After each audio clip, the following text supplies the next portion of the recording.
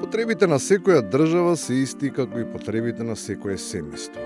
И нормално е кога е неопходно да се додаде некоја паричка плюс за нешто да се превенира или да се санира, да почнат да се разгледуваат плановите. А тие постоеле уште многу одамна. Директорот на АЦВ Тунтев пак изјави дека стојат цврсто на препораката да се размисли за купување на нов државен авион. За тоа постојат повеќе аргументи и индикатори од сообраќаен, технички, експлоатацијски, оперативен, комерцијален и безбедносен аспект. Дури при самата најава дека долгите нозе сосем извесно ќе почнат да излегуваат надвор од чергичето.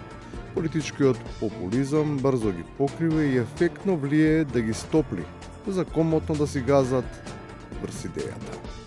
Каде се нашите проблеми? На земјата или на небото? Се разбира, на земјата.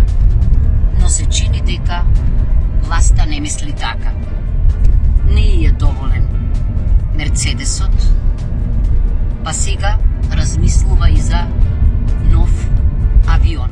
Ситуацијата и структурата се менува, па и следните соочени со истиот проблем тивко за да не го разбудат заспаниот џин на политичката фарса.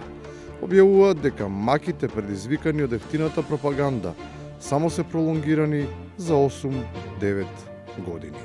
Она што ние го размислуваме изнаоѓање на начин како да финансираме, односно да набавиме нов авион.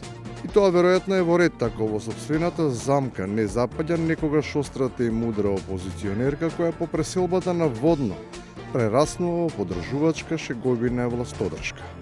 Таму, во шумата, земјата е далеко, а небото се гледа појасно. Ајде да ве насмеам. Владиното авионче, моите колеги председатели во регионот го нарекуваат авиончето на браќата Рајт. Диминутивот е само уште еден црст показател на хипокризијата, која е до таа мера огромна, не баре оставштината е толку голема, да се користи привилегијата, дадената ситуација да се употреби за активен напад. Со парите за еден луксузен авион може да се изградат 3 нови модерни болници или целосно да се реконструираат повеќе постоечки здравствени установи.